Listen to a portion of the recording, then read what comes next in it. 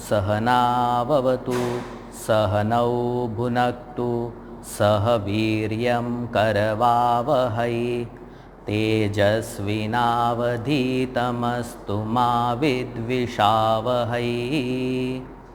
ओम शांति शांति शांति।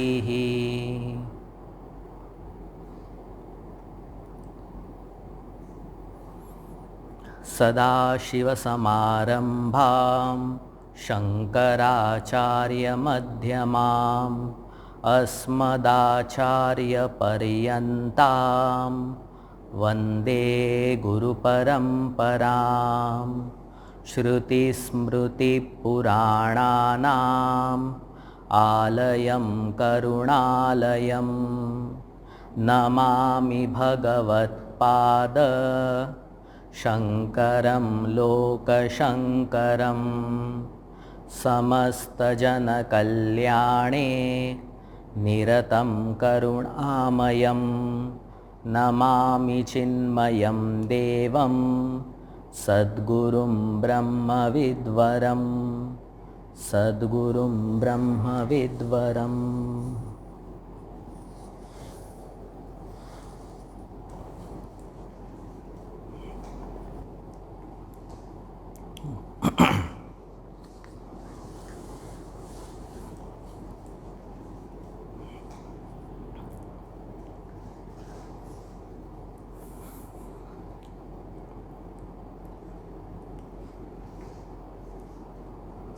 कल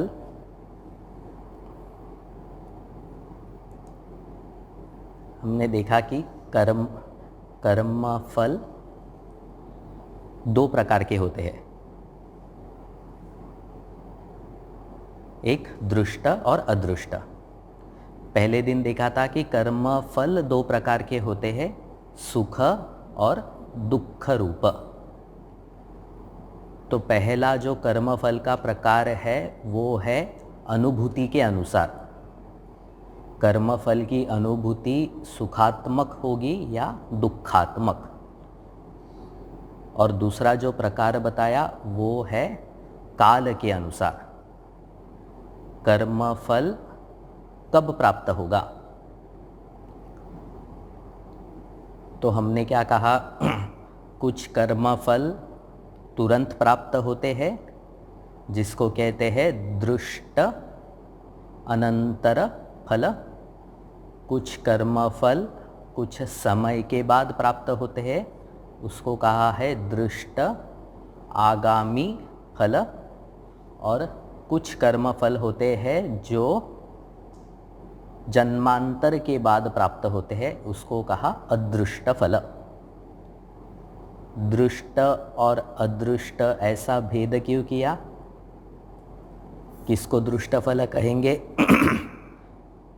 जहाँ पे कर्ता को अपने कर्म का कर्मफल के साथ संबंध दिखता है, उसको दृष्ट फल कहेंगे। जहाँ पे कर्ता को कर्म के साथ संबंध नहीं दिखता वह है अदृष्ट फल। तो ये संबंध बहुत स्पष्ट होना चाहिए। ऐसा नहीं कहना कि 10 साल पहले मैंने इसको कुछ तो भी बोला था, आज उसी के फल मैं भोग रहा हूँ। अपने मन से संबंध नहीं बनाना कि उसको मैंने तकलीफ़ दी थी आज, इसीलिए आज मुझे तकलीफ़ हो रही है। We can't create संबंध on our own। जहाँ पे संबंध स्पष्ट दिखता है कर्म फल का, उसी संबंध को दृष्ट फल कहेंगे। इतना हुआ था, अभी आगे। अदृष्ट फल दो प्रकार के होते हैं। एक होता है पुण्य रूपी अदृष्ट और एक है पाप रूपी अदृष्ट। ये शब्द बहुत प्रचलित है, पुण्य और पाप। पुण्य और पाप क्या है? ये अदृष्ट का ही नाम है। तो कौन से अदृष्ट को पुण्य कहेंगे? वो अदृष्ट जो हमें अनुकूल परिस्थिति देता है, वो अदृष्ट जो हमें सुख देता है, उस अदृष्ट को पुण्य कहते हैं। और पाप किसे कहेंगे? वो अदृष्ट जो प्रतिकूल परिस्थिति देता है, वो अदृष्ट जो दुख देता है, उसको पाप कहते हैं। तो पाप और पुण्य क्या है? ये कर्मफल ही है, सिर्फ उसके नाम अनुभूति के अनुसार दिए हैं। दुखद अनुभूति वाले कर्मफल को पाप कहा है, सुखद अनुभूति वाले कर्मफल को पुण्य कहा है। तो पाप रूपी अदृष्ट ने प्रतिकूल परिस्थिति बनाई और पुण्य रूपी अदृष्ट ने अनुकूल परिस्थिति बनाई। तो ये परिस्थिति सुख कैसे देती है? कौन से परिस्थिति को हम प्रतिकूल कहते हैं? परिस्थिति दुख कैसे देती है? थोड़ा सा उस पे संक्षिप्त में चिंतन करेंगे। क्या कहा था मैंने? कर्मफल परिस्थिति देगा और परिस्थिति सुख देती है। तो ये परिस्थिति सुख कैसे देती है? परिस्थिति दुख कैसे देती है? हाँ, तो कैसे विचार आरंभ करेंगे इसका?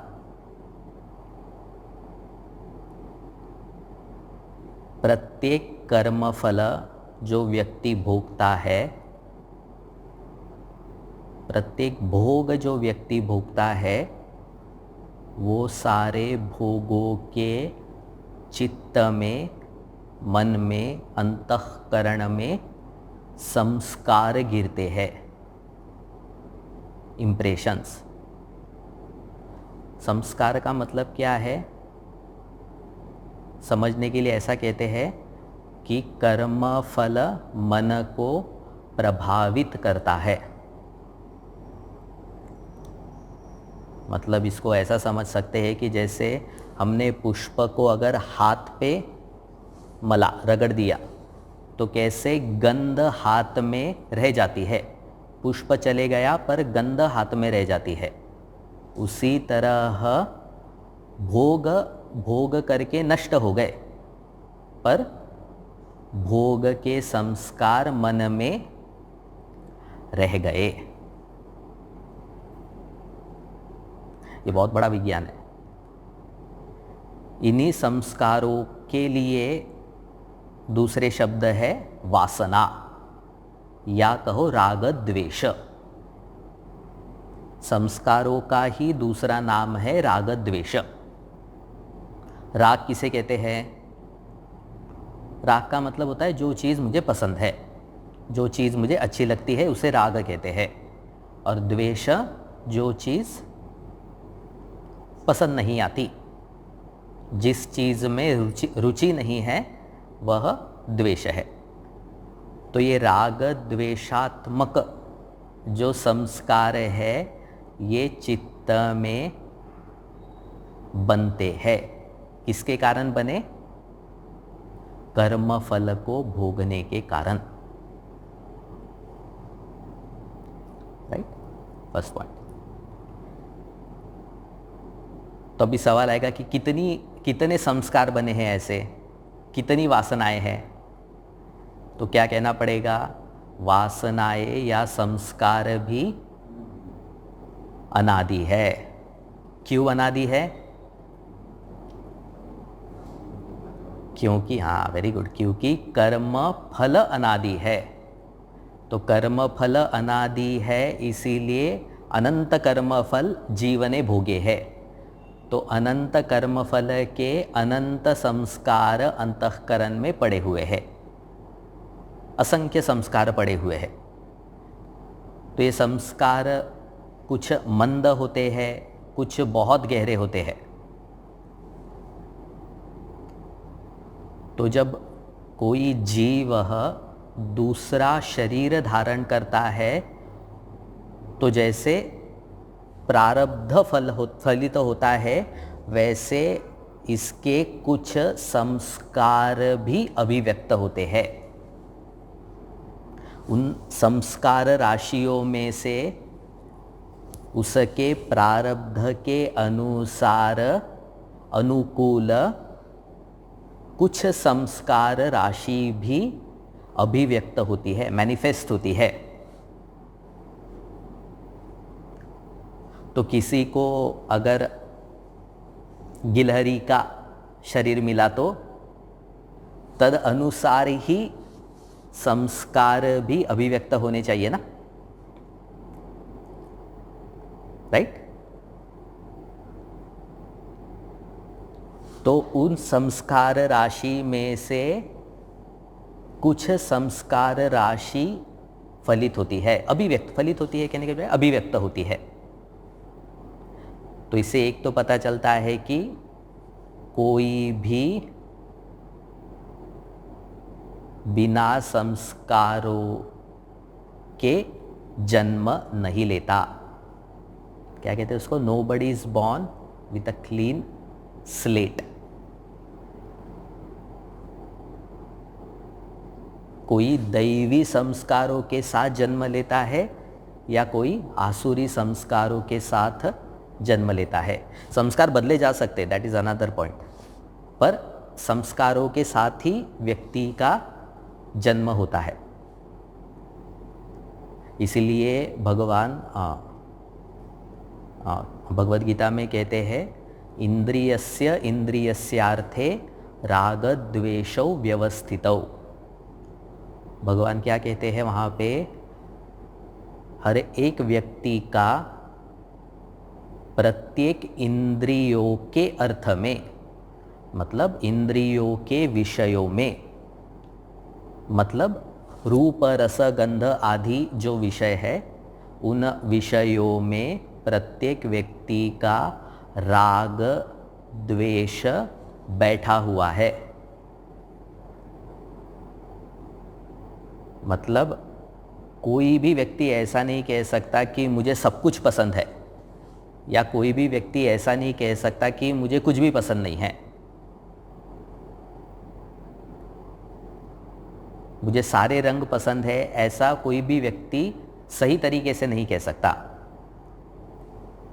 उसमें वो महत्व बुद्धि नहीं देगा, दैट इज अनदर पॉइंट। इसलिए वो कहता है कुछ भी दो, पर दैट डजंट मीन दैट कि उसके राग द्वेष उस रूप रंग में बैठे हुए नहीं है, ये नेचुरल है, ऐसा भगवान कह रहे हैं,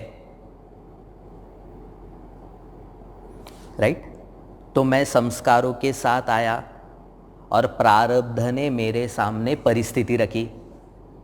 ये दोनों पॉइंट्स ये मैच करते आ रहे आपको। जीव का जन्म संस्कारों के साथ हुआ। अभी जैसे ही जीव की वृद्धि होती है तो संस्कार वैसे वैसे अभिव्यक्त होने लगते हैं, और फिर संस्कार अभिव्यक्त हो रहे हैं और जीव के सामने प्रारब्ध के कारण परिस्थिति आ रही है। तो अगर वह परिस्थिति संस्कारों के अनुसार हो तो उस परिस्थिति को अनुकूल परिस्थिति कहते हैं। जो परिस्थिति संस्कार के हिसाब से हो, संस्कार से कैसे को मैच करती हो, तो वो अनुकूल परिस्थिति कहते हैं। और वह अनुकूल परिस्थिति सुख रूपी संवेदना को जन्म देती है। और फिर हम क्या कहते हैं? अहम सुखी अस्मि, खुश हो गया। तो वो परिस्थिति जो संस्कारों के विरुद्ध बनती है या विरुद्ध आती है, तो वह परिस्थिति दुखद संवेदना को जन्म देती है। तो हम कहते हैं आज बुरा लगा।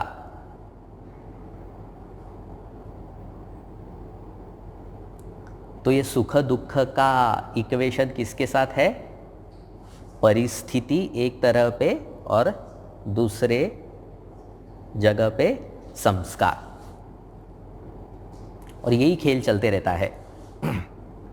तो व्यक्ति कर्म करते रहेगा, दृष्ट अदृष्ट फल बनाता रहेगा, दृष्ट अदृष्ट फल, दृष्ट फल यहीं पे भोगेगा, अदृष्ट फल उसके संचित में जाकर के मिलेंगे, संचित से प्रारब्ध का जन्म होगा। सारा संचित प्रारब्ध नहीं बनता है, संचित में से कुछ कर्म फल जो परिपक्व हो गए हैं वो प्रारब्ध बनते हैं, जो शरीर देते हैं, आयु देते हैं, धर्म देते हैं, कुल देते हैं, और वही कर्म फल जिसको व्यक्ति ने भोगा वह संस्कार बनाता है, राग द्वेष बनाता है, और फिर उस राग द्वेष के साथ परिस्थितियों को भोगता है।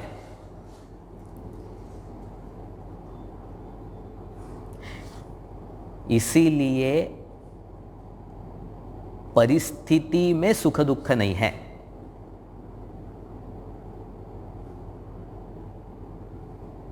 मतलब एक ही परिस्थिति किसी व्यक्ति को सुख दे सकती है, एक ही परिस्थिति किसी व्यक्ति को दुख दे सकती है। इंडिया पाकिस्तान की अगर मैच हुई है और इंडिया जीता तो परिस्थिति तो एक ही है, पर जो लोग अपने आप को भारतीय कहते हैं वे सुखी हो जाएंगे, जो अपने आप को पाकिस्तानी कहते हैं वे दुखी हो जाएंगे। तो एक ही परिस्थिति ने भिन्न भिन्न लोगों को भिन्न भिन्न कर्मफल दिए अपने अपने संस्कारों के अनुसार, राइट। तो ये आप सारे थॉट फ्लोज आप कनेक्ट करते जाइए, एक अच्छा सा एक वेब बनाइए, चिंतन का वेब। वेब मतलब वेबसाइट वाला वेब नहीं, जाल। तो every thought should be connected. तो यहाँ तक हुआ। अभी हम कल के टॉपिक पे आते हैं। कल मैंने क्या कहा था कि कर्म दृष्ट फल और अदृष्ट फल को जन्म देते हैं। तो अभी वो कौन से कर्म है जो दृष्ट फल को जन्म देते हैं और कौन से कर्म है जो अदृष्ट फल को जन्म देते हैं, राइट। तो कोई कहेगा कि मैं बैंक जाकर के आया तो मैंने बहुत बड़ा कर्म किया तो इसका तो मुझे स्वर्ग मिलना चाहिए, ऐसा स्टेटमेंट भी कोई दे सकता है ना। सो अभी क्या कर्म दृष्ट अदृष्ट देंगे ये थोड़ा सा चिंतन करने का विषय है, थोड़ा नहीं बहुत ज़्यादा। तो कहते हैं जो शास्त्र विहित और प्रतिषिद्ध कर्म है वे कर्म अदृष्ट को जन्म देते हैं। क्या कहा? शास्त्र विहित और प्रतिषिद्ध कर्म अदृष्ट को जन्म देते हैं। भाष्यकार एक जगह पे लिखते हैं जो शास्त्र अविहित है या अप्रतिषिद्ध कर्म है वे कर्म तत्काल फल देते हैं, उसी समय फल देते हैं। तत्काल फल मतलब उसी समय, तो तुरंत आगामी फल या फिर अनंतर फल, पर वो उसी समय देंगे। मतलब वो अदृष्ट फल को जन्म नहीं देते। तो जैसे भोजन आदि क्रिया, भोजन कर रहे हैं मतलब बहुत बड़ा पुण्य का काम कर रहे हैं ऐसा मत कहो। या फिर कोई भी लौकिक कर्म ले लो, शास्त्रीय कर्म नहीं, लौकिक कर्म, ये सारे कर्म अदृष्ट उत्पन्न नहीं करते। तो कौन से कर्म अदृष्ट उत्पन्न करते हैं? विहित और प्रतिषिद्ध। तो अभी सवाल क्या आना चाहिए? विहित कर्म क्या है और प्रतिषिद्ध कर्म कौन से है? बराबर। तो इसको थोड़े से में समझेंगे। एक जगह पे श्री कृष्ण कहते हैं यज्ञ दान तपः कर्म न त्याज्यम कार्यम एव तत्। विहित कर्म क्या कहते हैं भगवान श्री कृष्ण? यज्ञ दान तपः ये कार्यम है, कर्तव्यम है। इसको करना चाहिए। बहुत बड़ा टॉपिक है ये पूर्व मीमांसकों का बहुत बड़ा टॉपिक है। पर हमारे लिए सिंपल वर्ड्स में भगवान ने क्या कहा, इन कर्मों का त्याग नहीं करना चाहिए, ये तुम्हारे कर्तव्य कर्म है। कौन से? यज्ञ दान तपः। यज्ञ का मतलब क्या है? यज्ञ का मतलब होता है कर्तव्य कर्म। हमारे जो कर्तव्य कर्म है, कर्तव्य कर्म क्या होते हैं? जो हमारी पहचान है उस पहचान के अनुसार किए जाने वाले कर्मों को कहते हैं कर्तव्य कर्म। मेरी पहचान कैसे बनती है? बहुत सारे फैक्टर से। आयु से मेरी पहचान बनती है, पद से मेरी पहचान बनती है, वर्ण से मेरी पहचान बनती है, आश्रम से मेरी पहचान बनती है, समाज से मेरी पहचान बनती है, देश से मेरी पहचान बनती है।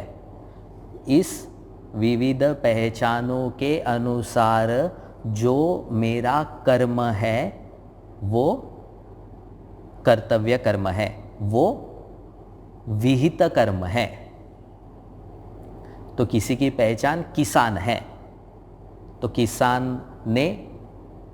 किसान का किसानी, ये कर्तव्य कर्म हुआ। इसलिए भगवद गीता में अर्जुन को भगवान श्री कृष्ण कहते हैं, अगर तुम युद्ध करोगे तो तुम्हें स्वर्ग मिलेगा। ऐसे कैसे? युद्ध करने से स्वर्ग कैसे मिलता है? क्योंकि अर्जुन की पहचान क्षत्रिय की थी और क्षत्रिय के लिए धर्म की रक्षा करना कर्तव्य बनता है।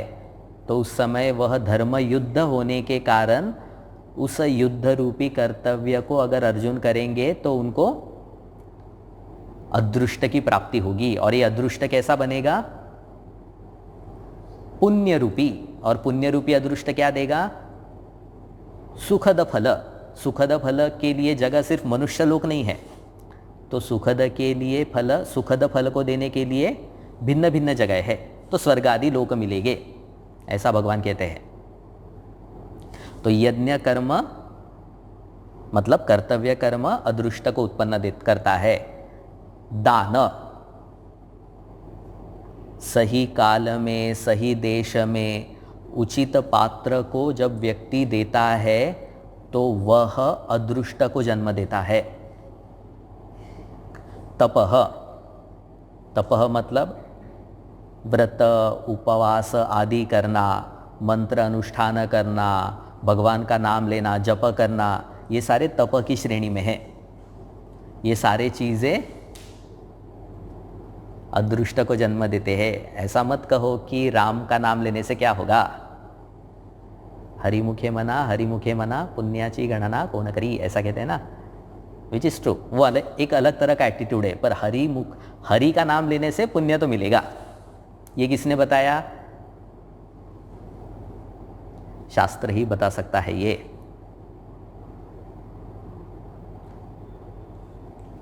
तो यज्ञ दान, इसलिए भगवान कहते हैं यज्ञ दान तपः कर्म न त्याज्यम। यज्ञ रूपी कर्म, दान रूपी कर्म, तप रूपी कर्म का त्याग नहीं होना चाहिए, इसको कर्तव्य के रूप से धारण करना चाहिए। ये अदृष्ट को जन्म देते हैं। पाप रूपी अदृष्ट को जन्म देने वाले कर्म है प्रतिषिद्ध कर्म, उसी को कहते हैं निषिद्ध कर्म। निषिद्ध कर्म या प्रतिषिद्ध कर्म क्या है?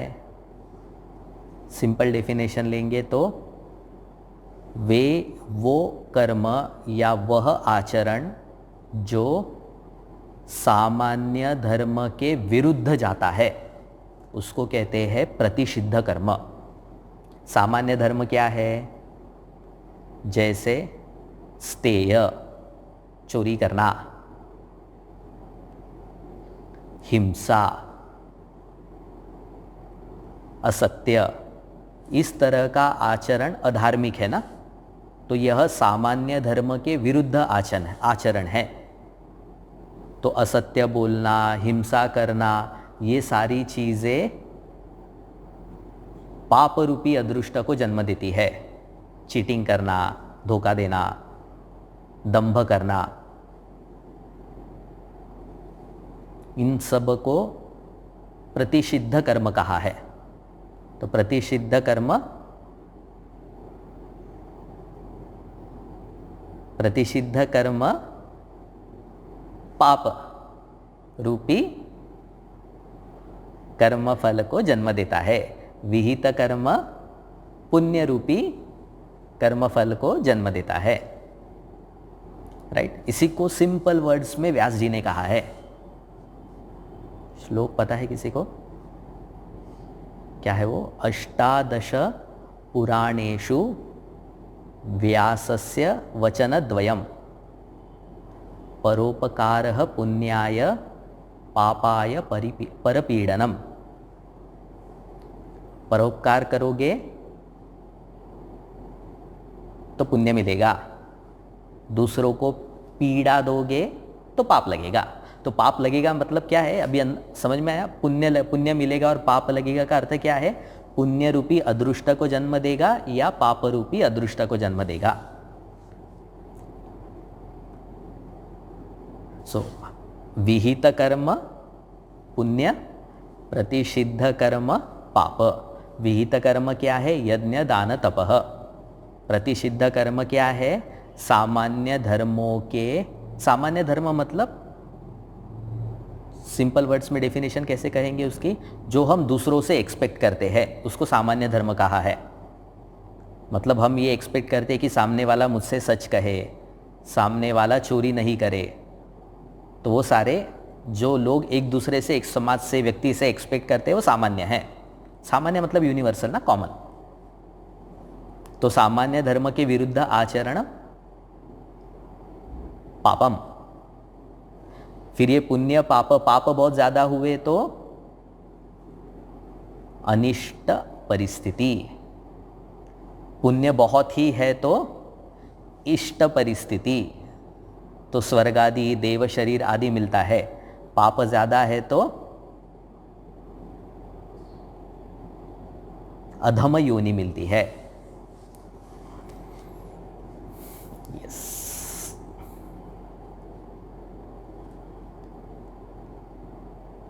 तो ये सारे थॉट्स इंपॉर्टेंट है।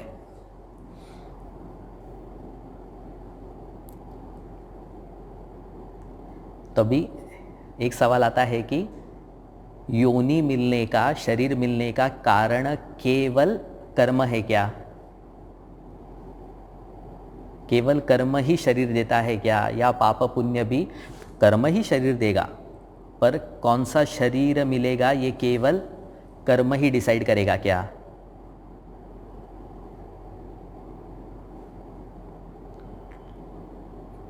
तो श्रुति माता कहती है कि कर्म तो है ही, डेफिनेटली कर्म इंपॉर्टेंट फैक्टर है, पर एक और चीज है, कल देखेंगे इसको।